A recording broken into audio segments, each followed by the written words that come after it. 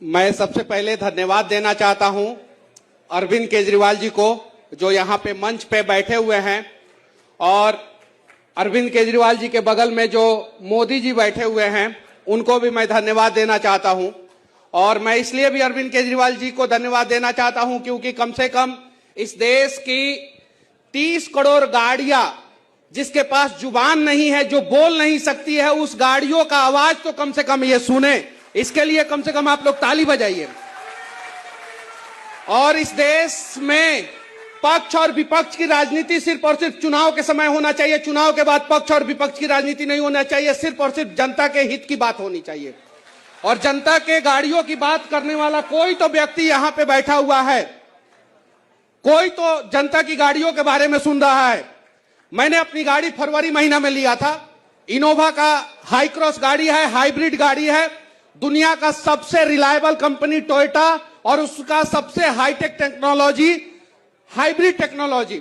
मैंने गाड़ी लिया, मैं गाड़ी एजेंसी में ले जाके दिया। 10,000 किलोमीटर चलाने के बाद 2,000 किलोमीटर और चलाया। 10,000 किलोमीटर वाला सर्विसिंग कराने के बाद 12,000 किलोमीटर पे गाड़ी पिकअप लेना बंद कर दिया। जो नॉर्मली समस्या आ रहा है, लोग कह रहा है कि भाई आपकी गाड़ी पे E20 लगा दिया गया है तो आपकी गाड़ी कैपेबल है।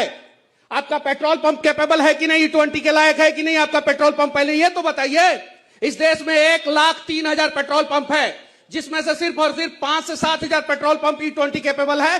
बाकी सब पेट्रोल पंप जो फ्यूल को स्टोरेज करता है, उसका स्टोरेज कैपेसिटी E20 के लायक नहीं है।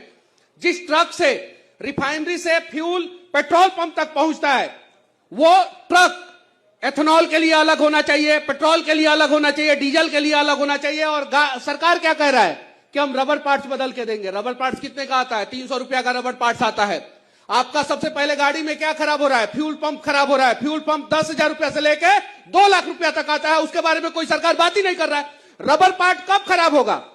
पहले तो फ्यूल पंप खराब होगा ना। फ्यूल कहां से जाता है? टंकी से जाता है। किसके थ्रू जाता है? फ्यूल पंप के थ्रू जाता है।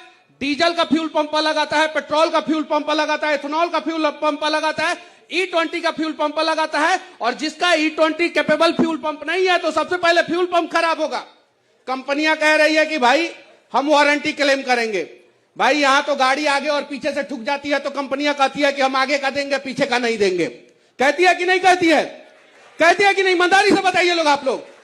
जब गाड़ी 2 साइड से ठुक जाता है तो कहता है कि एक गेट देंगे, दूसरा गेट नहीं देंगे। और देखिए कमाल की बात यह है कि मेरी गाड़ी 12,000 किलोमीटर पे खराब हुई और सर्विस सेंटर ने 7,960 रुपया का बिल बनाया। कितना?